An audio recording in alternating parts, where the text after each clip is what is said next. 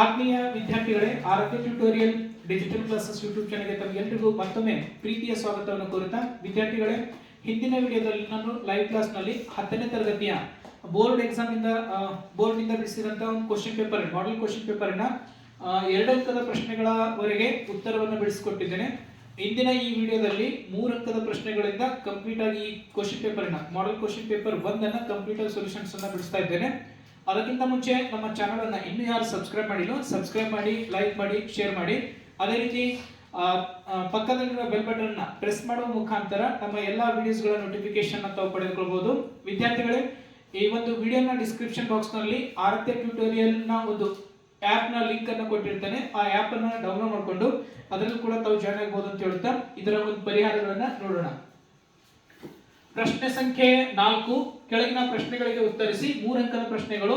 ಇಲ್ಲಿ 9 ಪ್ರಶ್ನೆಗಳಿರ್ತಾವೆ, ಪ್ರತಿಯೊಂದಕ್ಕೂ 3 ಅಂಕಗಳು. 9 3 27 ಅಂಕಗಳನ್ನ ಆಗ್ತವೆ. 27 ಆಗ್ತವ.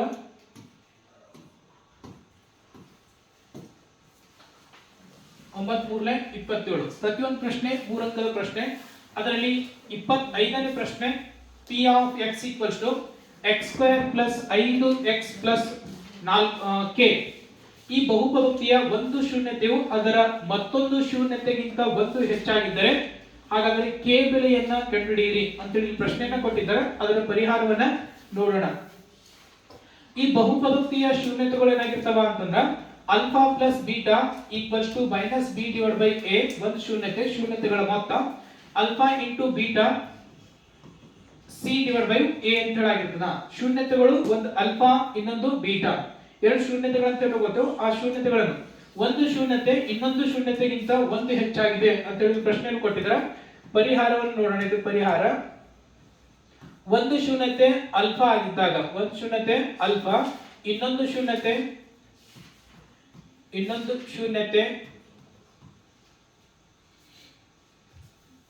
ಶೂನ್ಯತೆ ಏನಾಗಿರ್ತದ ಆಲ್ಫಾ ಪ್ಲಸ್ 1 ಅಂತ ಹೇಳಾಗಿರ್ತದೆ. Alpha plus 1. ಇವಾಗ ಆ ಕೊಟ್ಟಂತ ಬಹುಪದೋಕ್ತಿ p of x equals to x² minus 5x plus k. ಇಲ್ಲಿ x² minus 5x plus k equals to 0 ಅಂತ ತಗೊಂಡಾಗ a equals to 1, b equals to minus 5, c equals to k ಅಂತ ಆಗಿರ್ತದ.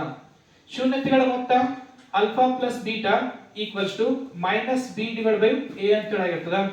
ಶೂನ್ಯತೆಗಳ ಗುಣಲಬ್ಧ alpha into beta equals to c divide by a. Values ಅನ್ನ put ಮಾಡಿದಾಗ alpha ಅಂತಂದ್ರೆ ಆಲ್ಫಾನೇ ಇದೆ, ಬೀಟಾ ಅಂತಂದ್ರೆ ಏನಾಗ್ತದ 1 ಪ್ಲಸ್, ಇದನ್ನ ಬೀಟಾ ಅಂತ ತಗೊಂಬರಿ. Beta equals to 1 plus alpha ಅಂತ ಆಗಿರ್ತದ.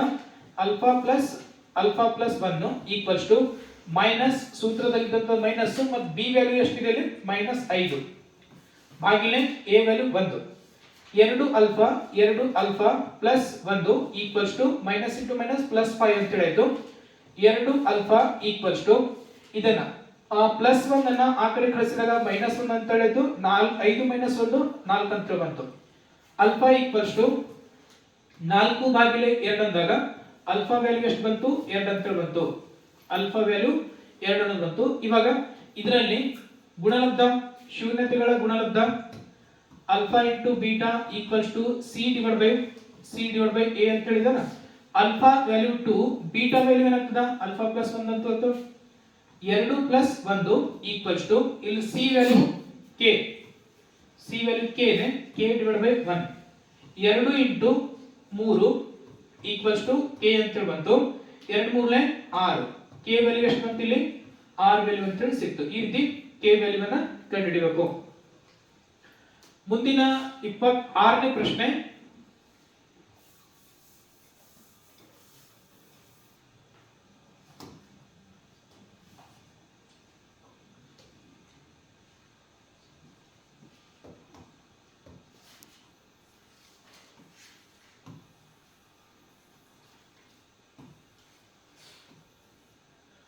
ಓಕೆ, 26ನೇ ಪ್ರಶ್ನೆ. 2 ಸಂಖ್ಯೆಗಳ ಮೊತ್ತ 27 ಮತ್ತು ಅವುಗಳ ಗುಣಲಬ್ಧ 182 ಆದರೆ ಆ ಸಂಖ್ಯೆಗಳನ್ನ ಕಂಡುಹಿಡಿಯಿರಿ. 26ನೇ ಪ್ರಶ್ನೆ.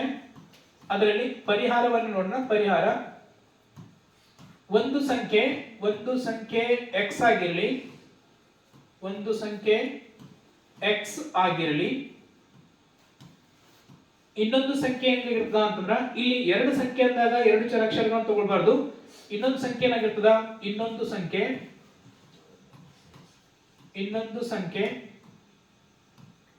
27 ಮೈನಸ್ ಎಕ್ಸ್ ಅಂತ ಹೇಳಿರ್ತದ. ಎರಡು ಸಂಖ್ಯೆಗಳವ ಎಕ್ಸ್ ಪ್ಲಸ್ ವೈ ಅಂತ ಹೇಳಿ ತಿಳ್ಕೊಂಡಾಗ ಅವು ಎರಡು ಸಂಖ್ಯೆಗಳ ಮೊತ್ತ 27 ಅಂತ ಸಿಗ್ಲತ್ತ. ಇನ್ನೊಂದು ಸಂಖ್ಯೆ y ನ ಸಂಖ್ಯೆನ ಏನ್ ಮಾಡ್ಬೇಕು, 27 ಮೈನಸ್ ಎಕ್ಸ್ ಅಂತ ಹೇಳ್ತದ. ಆ y ಪ್ಲೇಸ್ ನಲ್ಲಿ ಇಷ್ಟು ಬರ್ಕೊಂಡು 27 ಮೈನಸ್ ಎಕ್ಸ್ ಅನ್ನು ಬರ್ಕೊಂಡಿನಿ. ಮತ್ತೇನ್ ಕೊಟ್ರ, ಅವುಗಳ ಗುಣಲಬ್ಧ, ಇವುಗಳ ಗುಣಲಬ್ಧ x into 27 minus x equals to ಗುಣಲಬ್ಧ 182. ಇವೆರಡು ಗುಣಿಸಿದಾಗ 27x minus x square minus 182 equals to 0. ಆ ಮೈನಸ್ 182 ಈ ಕಡೆ ತಂದಾಗ ಮೈನಸ್ ಆಯ್ತು, ಪ್ಲಸ್ 6 ಮೈನಸ್ ಆಯ್ತು. Minus x square minus 182 plus 27x equals to 0 ಆಯ್ತು. ಮೈನಸ್ ಅನ್ನು ಕಾಮನ್ ತೆಗೆದಾಗ x square minus 27x plus 182 equals to 0. ಈ 182 ಅಪವರ್ತನಗಳು 13 14 ಅಂತ ಬರ್ತದ. 13 14 ಗುಣಾಕಾರ ಮಾಡಿದಾಗ 182 ಎಕ್ಸ್ ಸ್ಕ್ವೇರ್ ಆಗ್ತದ. ಒಂದನ್ನ 2 ಮೈನಸ್ ಮೈನಸ್ ಅಂತ ತಗೋತೀನಿ, ಮೈನಸ್ ಇಂಟು ಮೈನಸ್ ಪ್ಲಸ್ ಆಯ್ತು, x into x x square. X square minus 13x minus 14x plus 182 equals to 0. ಇದರಲ್ಲಿ x ಅನ್ನ ಕಾಮನ್ ತೆಗೆದಾಗ x ಮೈನಸ್ 13 ಮೈನಸ್ 14 ಅನ್ನ ಕಾಮನ್ ತೆಗೆದಾಗ x plus x minus 13 equals to 0. x minus 14 equals to 0. x minus 13 equals to 0. x equals to plus 14, ಇನ್ನೊಂದು x equals to plus 13. ಈ ರೀತಿ ಆ ಎರಡು ಸಂಖ್ಯೆಗಳನ್ನು ಸಿಗ್ತವ. ಆ ಎರಡು ಸಂಖ್ಯೆಗಳ ಮೊತ್ತವನ್ನು ಏನಾಗ್ತದ 27 ಆಗ್ತದ. ಗುಣಲಬ್ಧವನ್ನು ಮಾಡಿದಾಗ 182 ಅಂತ ಬರ್ತದ.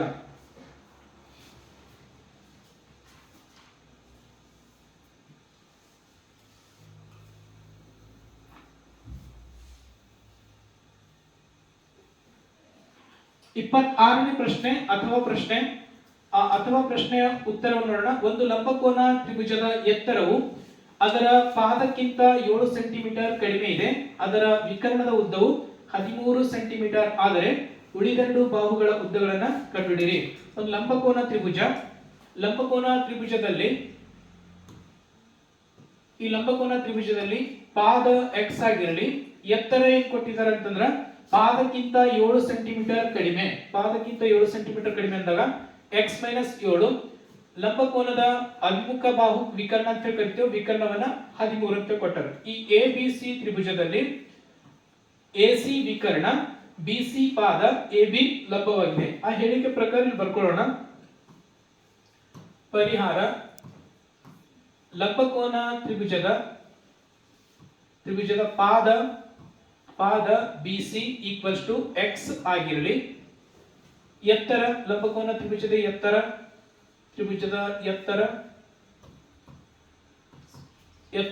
AB equals to x minus 7. ಪಾದಕ್ಕಿಂತ 7 ಸೆಂಟಿಮೀಟರ್ ಕಡಿಮೆ ಅಂತ ಕೊಟ್ಟಾಗ 7 ಅಂತ ಹೇಳ್ತು. ವಿಕರ್ಣ 13 ಸೆಂಟಿಮೀಟರ್. ಪೈಥಾಗೋರಸ್ ಪ್ರಮೇಯ ಪ್ರಕಾರ ತ್ರಿಭುಜ ABC ಯಲ್ಲಿ B ಕೋನ 90 ಡಿಗ್ರಿ. ಪೈಥಾಗೋರಸ್ ಪ್ರಮೇಯ ಪ್ರಕಾರ AC square equals to AB square plus BC square. ಇದು ಪೈಥಾಗೋರಸ್ ಪ್ರಮೇಯ ಪ್ರಕಾರ.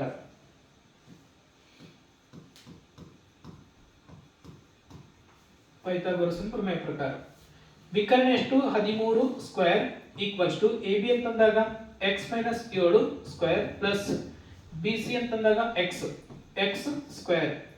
169 equals to x square plus 49 minus 14x plus x square. a minus b whole square ಪ್ರಕಾರ ಬಿಡಿಸ್ಕೊಂಡಾಗ ಎಷ್ಟು ಬರ್ತದೆ? ಅದು x ಸ್ಕ್ವೇರ್. x ಸ್ಕ್ವೇರ್ ಅನ್ನು ಕೂಡಿಸಿದಾಗ 2x square minus 14x plus 49. ಈ 169 ಅನ್ನ ಆ ಕಡೆ ತಂದಾಗ minus 169 equals to 0. 2x² minus 14x ಇವೆರಡು ಮೈನಸ್ ಮಾಡಿದಾಗ ಮೈನಸ್ 120 ಈಕ್ವಲ್ಸ್ ಟು 0. ಎರಡನ್ನ ಕಾಮನ್ ತೆಗಿತೀನಿ ಇಲ್ಲಿ. x² minus 7x minus 60 equals to 0. ಈ 60 ರ ಅಪವರ್ತನ ಮೈನಸ್ 60 x² ನ ಅಪವರ್ತನ 12 5ನೇ 60 ಇದನ್ನ ಮೈನಸ್ ತಗೋಬೇಕು, ಇದನ್ನ ಪ್ಲಸ್ ತಗೋಬೇಕು. ಮೈನಸ್ 12 ರಲ್ಲಿ 5 ಅನ್ನು ಹೋದಾಗ 7x ಅನ್ನೋದು ಬರ್ತದೆ minus 7x. x² minus 12x plus 5x minus 60 equals to 0. ಇದನ್ನ ಬಿಡಿಸಿದಾಗ ಇವೆರಡರಲ್ಲಿ x ಅನ್ನು ಕಾಮನ್ ಬರ್ತದೆ. x ಮೈನಸ್ 12 ಪ್ಲಸ್ 5 ಅನ್ನು ಕಾಮನ್ ತೆಗೆದಾಗ x minus 12 equals to 0. x plus 5 equals to 0. ಇನ್ನೊಂದು x minus 12 equals to 0. x equals to 5 ಇನ್ನೊಂದು x equals to minus 5 ಇದು ಇಲ್ಲಿ ಪ್ಲಸ್ 12. ಅಳತೆಗಳನ್ನ ಮೈನಸ್ ನಲ್ಲಿ ಇರಲ್ಲ, ಹಾಗಾಗಿ ಪ್ಲಸ್ 12 ಅನ್ನೋದ ಅದ್ರ ಪಾದ ಅಂತ ಹೇಳಿ ತಿಳ್ಕೊತೇವೆ. ತ್ರಿಭುಜದ ಪಾದ 12, ಎತ್ತರ 12 ಮೈನಸ್ 7 ಅನ್ನು ಮಾಡಿದಾಗ 5 ಸೆಂಟಿಮೀಟರ್ ಎತ್ತರವನ್ನು ಸಿಗ್ತದ. ಈ ರೀತಿ ಈ ಲೆಕ್ಕದ ಉತ್ತರವನ್ನ ಬಿಡಿಸಬೇಕು. ಮುಂದಿನ ಲೆಕ್ಕ 27ನೇ ಲೆಕ್ಕ. ಇದು ಅಭ್ಯಾಸದಲ್ಲಿ ಕೊಟ್ಟಂತ ಲೆಕ್ಕ ಇದೆ. ಡೈರೆಕ್ಟ್ ಕ್ವೆಶ್ಚನ್ಸ್ ಅನ್ನು ಕೇಳಿದ್ರೆ sin a plus cosec a whole square plus cos a plus sec a whole square equals to 7 plus tan square a plus cot square a ಎಂದು ಸಾಧಿಸಿ. ಅದನ್ನು ಬಿಡಿಸ್ತೇನೆ ಇಲ್ಲಿ. 27ನೇ ಪ್ರಶ್ನೆ ಪರಿಹಾರ solution. sin a plus cosec a whole square plus cos a plus sec a whole square. ಇದನ್ನು LHS ಮಾತ್ರ ತಗೊಂಡಿನಿ. LHS ಅನ್ನ ಅದಕ್ಕೆ RHS ನಾವು ಪ್ರೂವ್ ಮಾಡಬೇಕು. a plus b whole square ಪ್ರಕಾರ ಬಿಡಿಸ್ಕೊಂಡಾಗ sin square a plus cosec square a plus 2 sin a into cosec a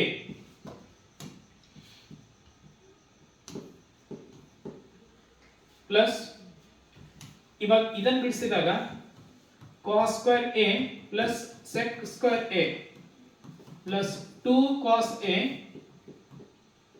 a into sec a.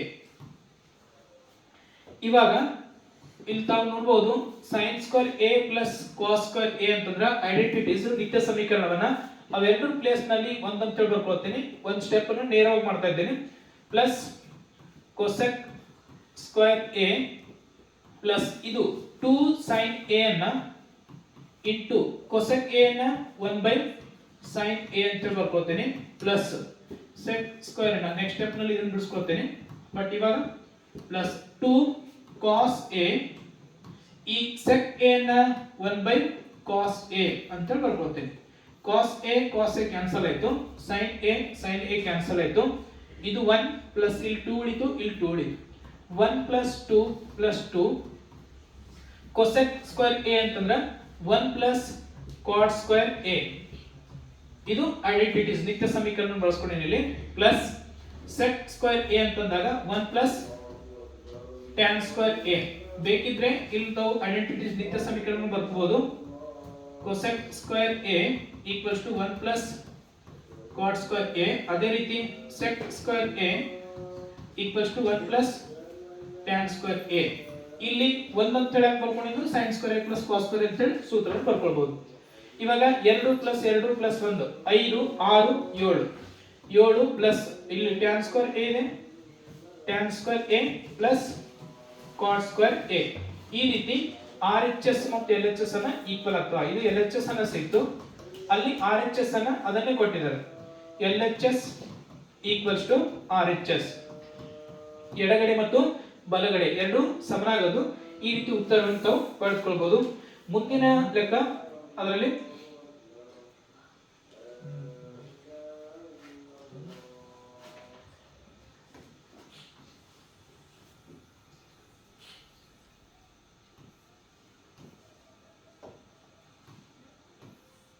ಮುಂದಿನ ಪ್ರಶ್ನೆ 28ನೇ ಪ್ರಶ್ನೆಯನ್ನು ನೋಡೋಣ. ಆಮೇಲೆ ಮತ್ತೆ ಇದನ್ನು ಸಣ್ಣ ಮಾಡ್ತೇನೆ.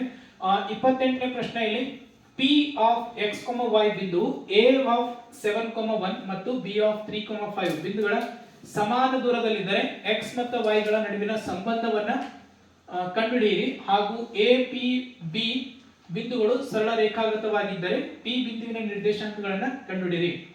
ಒಂದು ಸರಳ ರೇಖೆ ಏನಿದೆ ಎ ಬಿ ಸರಳ ರೇಖೆ ಎ ಬಿ. ಈ ಎ ಬಿಂದು ಮತ್ತು ಬಿ ಬಿಂದು ಪಿ ಬಿಂದುವಿಗೆ ಸಮಾನ ದೂರದಲ್ಲಿವೆ. ಅಂದ್ರೆ ಇದು ಪಿ ಏನಾಗಿರ್ತದ ಮಧ್ಯ ಬಿಂದು ಆಗಿರ್ತದ. ಸಮಾನ ದೂರ ಅಂತಂದಾಗ A P equals to B P ಆಗಿವೆ. ಸಂಬಂಧಗಳನ್ನು ಕಂಡುಹಿಡಬೇಕು. ನಂತರ ಪಿ ಬಿಂದುವಿನ ನಿರ್ದೇಶಾಂಕಗಳನ್ನು ಕಂಡುಹಿಡಬೇಕು. ಎಕ್ಸ್ ಎಷ್ಟು ವೈ ಎಷ್ಟು ಅನ್ನೋದನ್ನ ಕಂಡುಹಿಡಬೇಕು. ಸರಳ ರೇಖಾಗತವಾಗಿವೆ ಅಂತಂದ್ರೆ ಒಂದು ಸ್ಟ್ರೇಟ್ ಲೈನ್ ಇದೆ. ಆ ಸ್ಟ್ರೇಟ್ ಲೈನ್ ನಲ್ಲಿ ಇದು ಮಧ್ಯಬಿಂದುವನ್ನು ತಗೊಂಡು ಸೂತ್ರವನ್ನು ತಗೊಂಡು ಈ ಪಿ ಬಿಂದು ನಿರ್ದೇಶಾಂಕಗಳನ್ನ ಕಂಡುಹಿಡಿಯಬಹುದು. ಇದು ಪರಿಹಾರವನ್ನ ನೋಡೋಣ.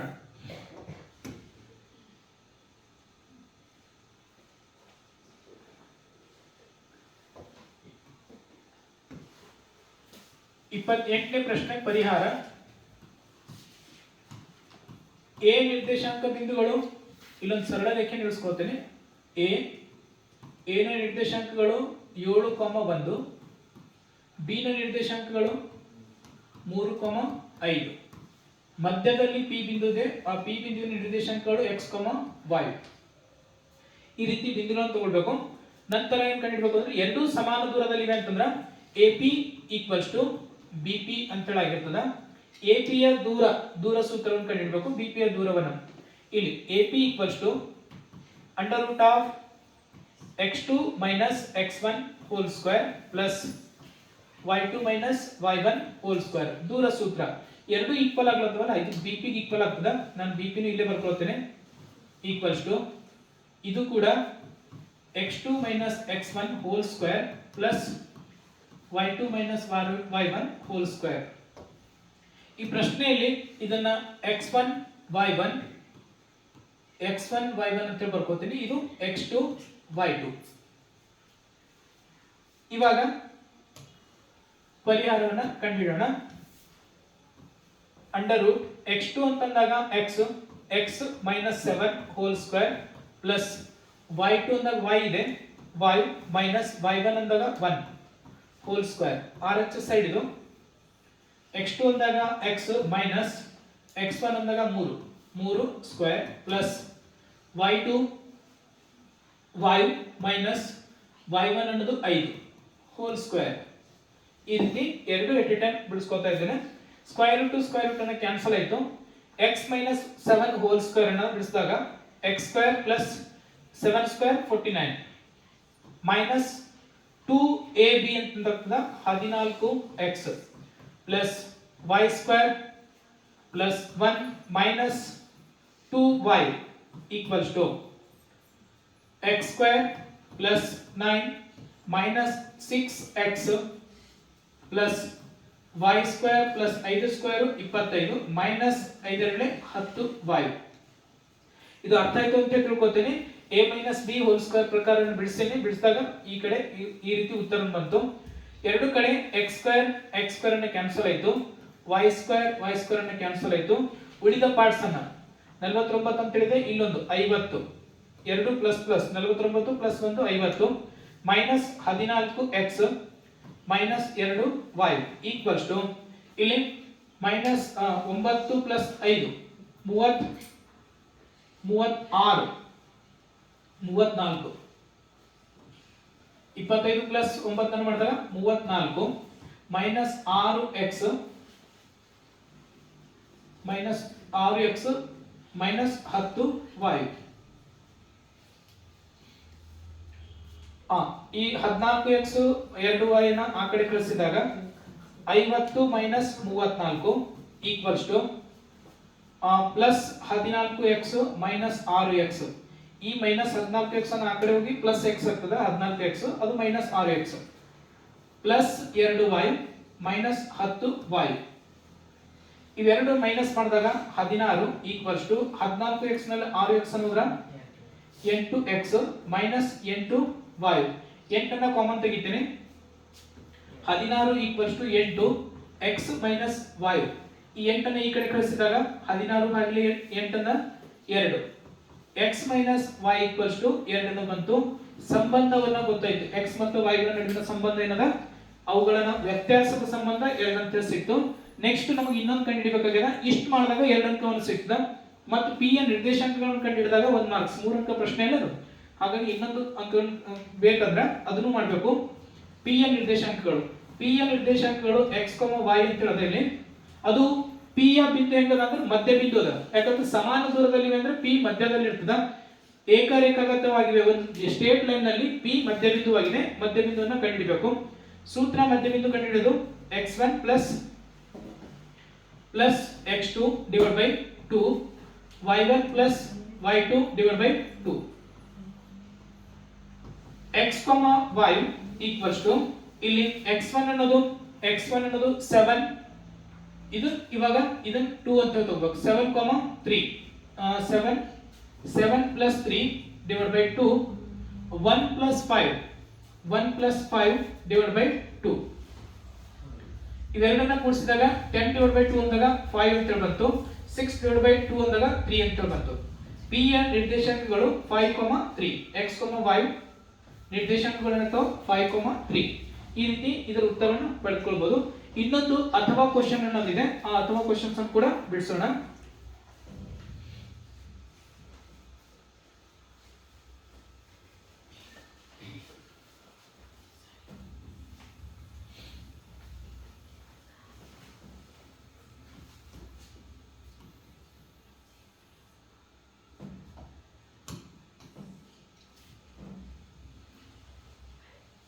ಇಲ್ಲಿ ಅಥವಾ ಪ್ರಶ್ನೆ, a of 4, 5, a ನ ನಿರ್ದೇಶಾಂಕಗಳು 4, 5, b ನ ನಿರ್ದೇಶಾಂಕಗಳು 7, y, c ನ ನಿರ್ದೇಶಾಂಕಗಳು 4, 3 ಮತ್ತು d ನ ನಿರ್ದೇಶಾಂಕ ಬಿಂದುಗಳು x, 2.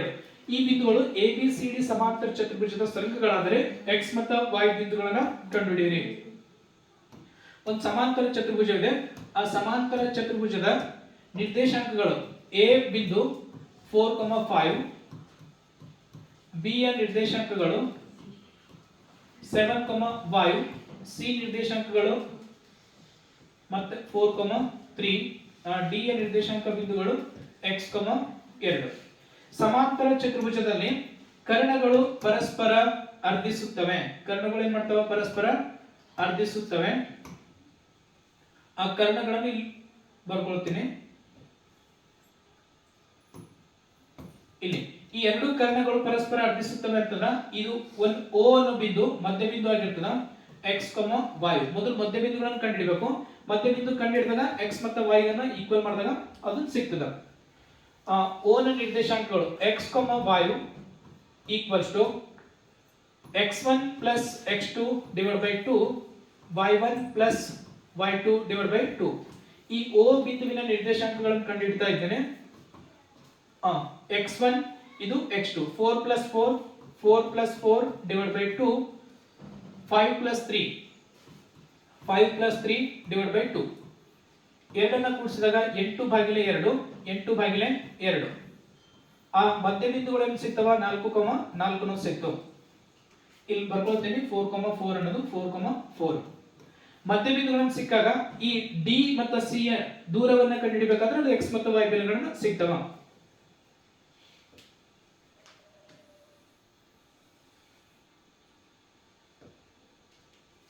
ಈ 4, 4 ಅನ್ನೋದು d ಮತ್ತು c ಅಷ್ಟೇ ದೂರದಲ್ಲಿ ಇರ್ತದೆ.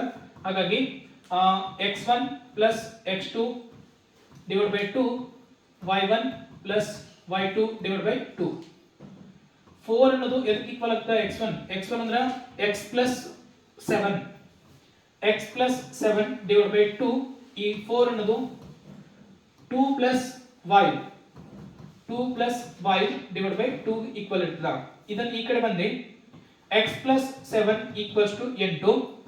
x equals to ಈ 8ರಲ್ಲಿ 1 ಅನ್ನು 7 ಅನ್ನು ಹೋದ್ರೆ 1.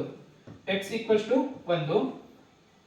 ಇಲ್ಲಿ y equals to y plus 2 equals to 8.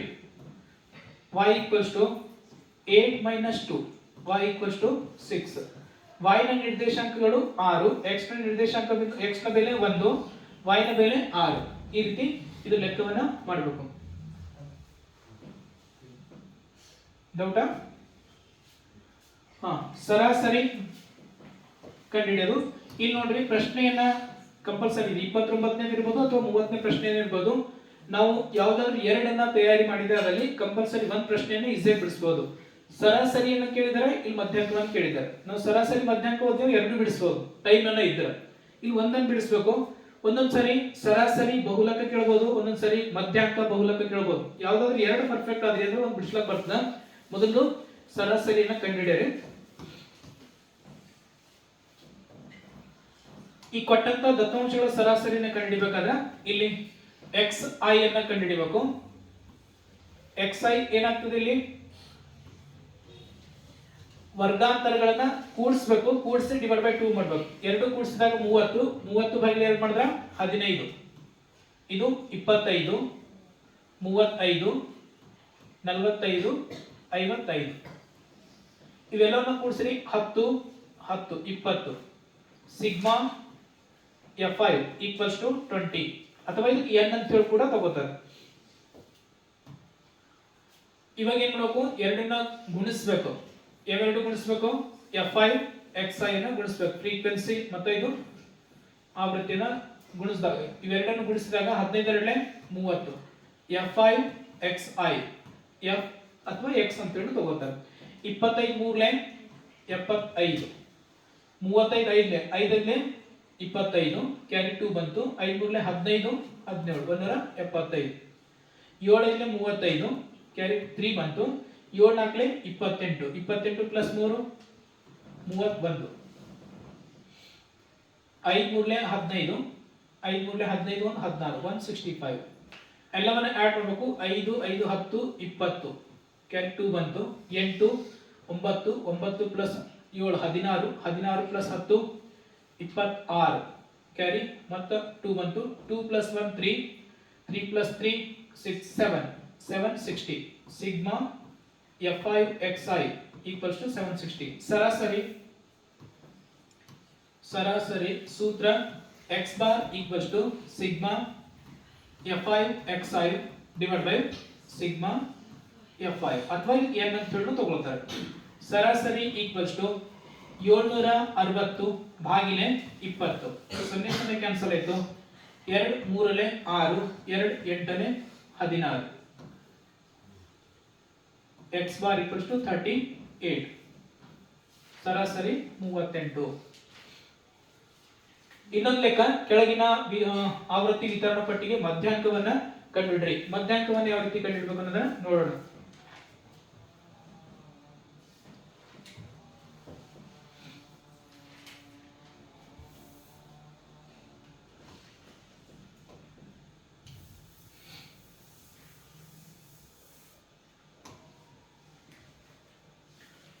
ಮಧ್ಯಾಂಕವನ್ನ ಕಂಡುಹಿಡಬೇಕಾದ್ರೆ ಸಂಚಿತ ಆವೃತ್ತಿಯನ್ನು ಕಂಡುಹಿಡಬೇಕು. ಮೊದಲು ಆ ಸಂಚಿತ ಆವೃತ್ತಿಯನ್ನು ಬರ್ಕೊಂಡು ಮಧ್ಯಾಂಕವನ್ನ ಕಂಡುಹಿಡಬಹುದು. ಸಂಚಿತ ಆವೃತ್ತಿ CF ಅಂತ ಕರಿತೀವಿ, ಕಮ್ಯುನಿಟಿ ಫ್ರೀಕ್ವೆನ್ಸಿ. ಇದನ್ನು ಕಂಡುಹಿಡಬೇಕು. ಮೊದಲ ಕಮ್ಯುನಿಟಿ ಫ್ರೀಕ್ವೆನ್ಸಿಯನ್ನು ಕಂಡುಹಿಡಬೇಕಾದ್ರೆ ಏನ್ ಮಾಡಬೇಕು, ಎರಡು ಇವುಗಳನ್ನು ಕೂಡಿಸ್ಕೊತ ಹೋಗ್ಬೇಕು. 2 ಪ್ಲಸ್ 3 5, 5 ಪ್ಲಸ್ 6 11, 11 ಪ್ಲಸ್ 4 15, 20. ಇಲ್ಲಿ n ಈಕ್ವಲ್ಸ್ ಟು 20 ಅಂತ ಹೇಳಿ ಇರಬೇಕು. 20 ಬರ್ತದೆ ಕಂಪಲ್ಸರಿ. ಮಧ್ಯಾಂಕ ಸೂತ್ರ, ಮಧ್ಯಾಂಕ n plus n/2 minus CF divide by F into H. ಅವುಗಳನ್ನೆಲ್ಲವನ್ನ ನಾವು ಇಲ್ಲಿ ಮೆನ್ಷನ್ ಮಾಡರಿ. ಇವಾಗ ಇದು n/2 ಅಂತಂದಾಗ n/2 ಮಾಡಿದಾಗ n/2 ಎಷ್ಟು ಬರ್ತದ, 10. 10 ಅನ್ನೋದು ಯಾವ ವರ್ಗಾಂತರದಲ್ಲಿ ಬರ್ತದೆ ಅದಕ್ಕೆ ಮಾರ್ಕ್ಔಟ್ ಮಾಡ್ಬೇಕು. ಫಸ್ಟ್ ಇದ್ರಲ್ಲಿ ಬರ್ತದೆ. ಇದೇನದು F, ಅದರ ಹಿಂದಿನ ಸಂಚಿತ ಆವೃತ್ತಿ CF ಅನ್ನು ತಗೊಳ್ತೇವೆ. ಇದು L 25. ಎರಡರದ್ದು ಗಾತ್ರ ಎಷ್ಟು, 5. L equals to 25, H equals to 5, CF equals to 5. ಇನ್ನೊಂದು ಏನ್ ಬೇಕು, n/2 ಅದು. L ಎಷ್ಟು 25 ಪ್ಲಸ್ n/2 ಅಂದ್ರೆ 10 ಅಂತ ಹೇಳಿ ಬಂದ, ಮೈನಸ್ CF ಸಿ ಎಫ್ 5 ಭಾಗಿಲೆ ಎಫ್ ಅನ್ನೋದು 6 ಇಂಟು ಎಚ್ ಅನ್ನೋದು 5. ಇದನ್ನು ಸಿಂಪ್ಲಿಫೈ ಮಾಡಿದಾಗ ಮಧ್ಯಾಂಕ ಇಕ್ವಲ್ಸ್ 25 ಪ್ಲಸ್ 10ರಲ್ಲಿ 5 ಅನ್ನೋದ್ರ 5 ಇಂಟು 5 ಭಾಗಿಲೆ 6. 25 ಪ್ಲಸ್ 25 ಭಾಗಿಲೆ 6. ಇದನ್ನ ಭಾಗಿಸಿದಾಗ 25 ಪ್ಲಸ್ 4.16 25ಕ್ಕ 6 ಭಾಗ ಮಾಡಬೇಕು. 6 4 24 ಒಂದನ್ನು ಹೊಡಿತು ಪಾಯಿಂಟ್ ಕೊಟ್ಟು 0 ತಗೊಂಡು 6 1 6 4 ಹೊಡಿತು ಮತ್ತು 6 36 ಪಾಯಿಂಟ್ ನಂತರ 2 ಸಂಖ್ಯೆಗಳನ್ನು ಸಾಕು. ಎರಡನ್ನ ಕೂಡಿಸಿದಾಗ 29.16 ಇದು ಮಧ್ಯಾಂಕವನ್ನ ಸಿಕ್ತು.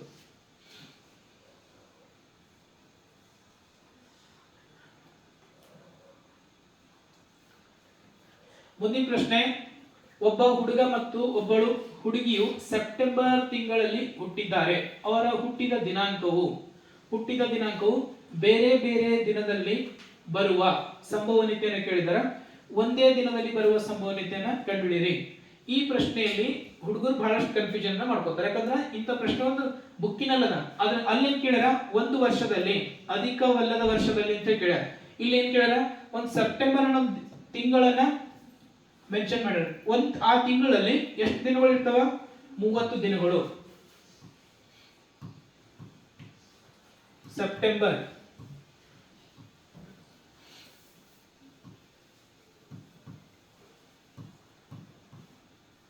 ಸೆಪ್ಟೆಂಬರ್ ತಿಂಗಳಲ್ಲಿ 30 ದಿನಗಳು ಇರ್ತಾವ. ಇದನ್ನ ಎನ್ ಆಫ್ ಎಸ್ ಅಂತ ಹೇಳಿ 30 ಅಂತ ಹೇಳಿ ತಗೊಳ್ಬೇಕು. ಎನ್ ಆಫ್ ಎ ಅನ್ನು ಬೇರೆ ಬೇರೆ ದಿನದಲ್ಲಿ ಬರುವ ಸಂಭವನೀಯತೆ, ಬೇರೆ ಬೇರೆ ದಿನಗಳಲ್ಲಿ ಹುಟ್ಟುಹಬ್ಬ ಬರುವ ಸಂಭವನೀಯತೆ N of A divide by N of S ಅಂತ ತಗೋತೀನಿ. ಇದು probability of event. N of A ಬೇರೆ ಬೇರೆ ಅಂತಂದಾಗ 29 ಭಾಗಿಲೆ 30. ಸಪೋಸ್ ಸೆಪ್ಟೆಂಬರ್ 1ನೇ ತಾರೀಕಿಗೆ ಆ ಹುಡುಗನ ಬರ್ತ್ಡೇ ಇದ್ರ ಸೆಪ್ಟೆಂಬರ್ 2ನೇ ತಾರೀಕು 3, 4, 5 ಈ ರೀತಿ 30ರವರೆಗೆ ಹುಡುಗಿಯ ಹುಟ್ಟುಹಬ್ಬನೇ ಇರ್ಬೋದು. ಒಂದೇ ದಿನ ಅಂತಂದಾಗ ಸೆಪ್ಟೆಂಬರ್ 1ನೇ ತಾರೀಕಿಗೂ ಇರ್ಬೋದು, 2ನೇ ತಾರೀಕಿಗೆ ಇರ್ಬೋದು. ಹಾಗಾಗಿ ಒಂದೇ ದಿನ ಆಗುವ ಸಂಭವನೀಯತೆ ಏನಾಗ್ತದ ಅಂತಂದ್ರೆ ಒಂದೇ ದಿನ ಆಗುವ ಸಂಭವನೀಯತೆ ಎರಡನೇದು. ಒಂದೇದಾಯ್ತು. ಎರಡನೇದು ಇಬ್ಬರ ಹುಟ್ಟುಹಬ್ಬವು ಒಂದೇ ದಿನ ಆಗುವ ಸಂಭವನೀಯತೆ. ಒಂದೇ ದಿನ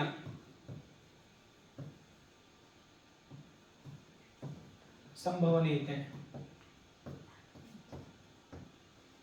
P of E equals to N of B divided by N of S. ಒಂದೇ ದಿನ ಅಂತಂದಾಗ 1/30.